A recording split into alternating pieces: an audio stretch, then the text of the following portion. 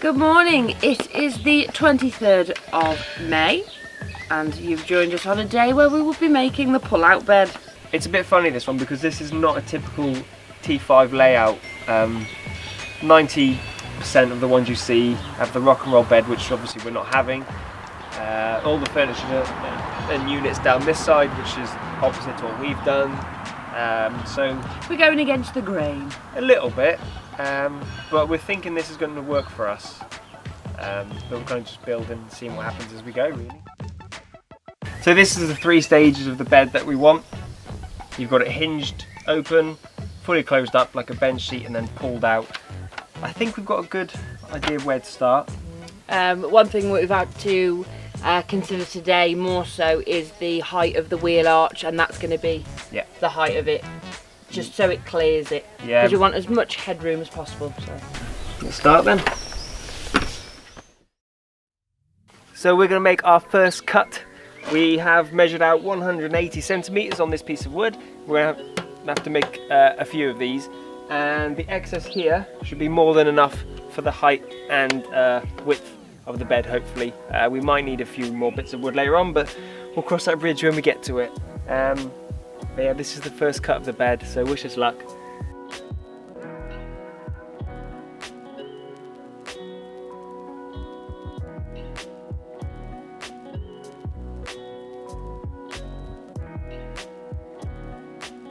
I will let you in on a little change of plan. Because we are such novices, we have gone away from the idea of a lift-up bed. The wood that we've bought, we've just realised it's going to be really heavy, and with the height of the bed, I think we're going to be able to have enough access for what we need to have underneath it. Yeah, basically the hinge was a nice idea, because obviously we're going to have batteries and stuff in there, and if they go wrong they're going to need to be tampered with. But looking at the plans, they work, I think, but the extra amount of design and wood and just everything for what it is, I don't think the payoff is going to be worth the extra work, really. But yeah, so a bit of a change of plan. So this is not exactly void, but it's a lot simpler now.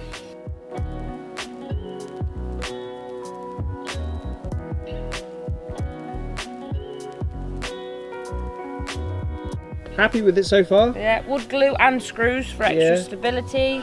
It's not the straightest bit of woodworking you're going to find, but it's going to do for us, I think. Most definitely.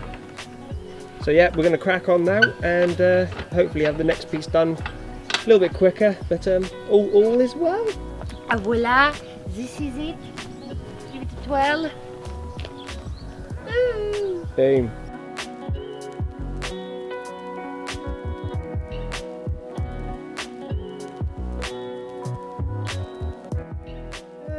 Terrible day to wear all black, isn't it? It's absolutely boiling. Whew. Right, anyway. There are some easy parts we can do on this bed now, so I think we're going to focus on those. Yeah. Then have a brain break, probably. Probably. Once the structure starts to take shape, I think I feel a lot happier. Yeah. Nuts and bolts rating? 10.6.19. I'm taking the dogs out in a few minutes. So. No, you're not. You're ruining my video.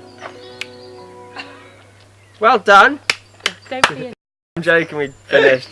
Why you stay for a while? We can hear you coming. You go up, here she comes. We've made the first few major frames. We've started putting it in the back of the van and working out what we're going to be happy with, because we've got a little bit of flexibility in terms of how big the bed can be, how big we want the seat to be when it's in its pushed away position. So we're just trying to work out what's going to be best for us, really. You feeling positive? Yeah. Just quickly turn the camera around and show you semi where we're at. Long way from finished. Bit of a bomb site, but we're halfway through figuring out what's what, really. This here will be a permanent frame that's stuck to the side of the van and to the floor, as is that frame there will be permanent. This one, however, will be the one that pulls out. So coming into the van from the side loading door, this is what we're presented with. We're going to hopefully make the cladding here similar to the other furniture by using pallet wood cladding, sanding them down, make them look a little bit different.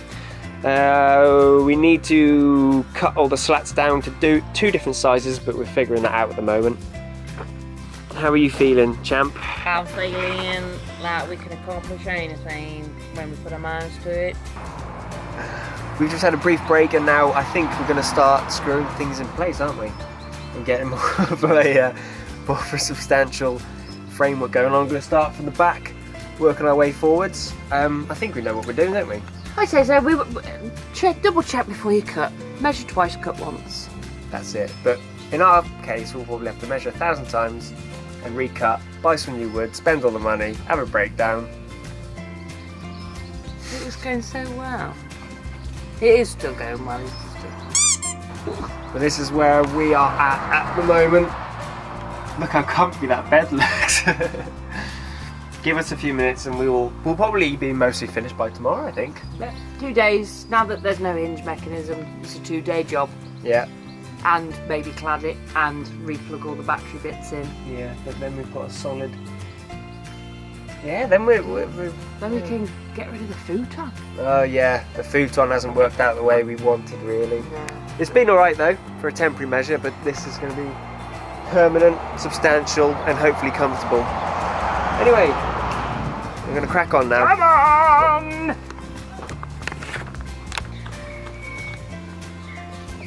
Right then, so we have just added all of the brace parts together, which we have screwed in using angle brackets. We bought these the other day not knowing we'd use them necessarily for this, but we were going to find it difficult. We haven't got long enough screws to do it. We wanted to do it now. So we bought these slats from Ikea, and as you can see they come ready spaced to go on one of like the ready-made beds really. So we are just snipping them apart because the spacings, it isn't going to mean anything to us, or I think it might hinder us. So snipping them off, keeping the 2 sets separate, even numbers, and yeah. As you can see, they're ever so slightly too long to be screwed down in the fixed position, so we're just having to cut 3.5 centimeters off each side just to make it nice and flush, and yeah, then we'll start attaching a couple and getting the structure together. So we have measured and reduced the slats in size, chopping off equal measures of the end so we still get the right curve on the slats, which is what it's all about. That's why we drove to Ikea from Hereford. Anyway, so next task is to evenly space the slats with enough room that another slat can slip up in between them. Time lapse, here we go.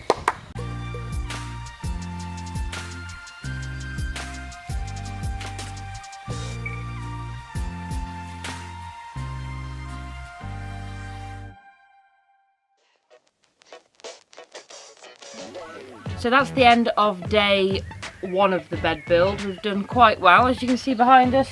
Yeah. We have got Frames in. the basic frame sorted, haven't we? Yeah, and we know where we're going to put the slats tomorrow, hopefully, if the weather stays good. And that's the bare bones of the bed, hopefully done by tomorrow. Cladding it and painting it might take a little longer. Yeah. And hinging the cupboards here, but we'll have to cross that bridge tomorrow, I think. Yeah. Yeah, happy. 9 o'clock now-ish, isn't it? Yeah, this is probably the latest we've worked in a long time. Yeah. It's been good. It's been a very... What did we start at? About 10:30, 11 this morning by the time we got here?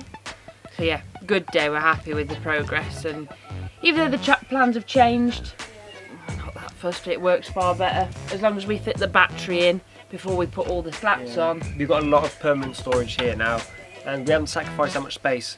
Anyway, we're nearly out of memory on the camera, so just to wrap this up, all good so far. You'll see us in day 2. See you tomorrow morning. Yeah. So one of the next parts to add to the van is my heirloom Hidden side door. It is original, it is rusty, and I love it, so I want it in the van. Integral part to the build. Absolutely. What does it mean? It was you side entrance because you stinking mother. But I've been thinking, hippies are happier, I think.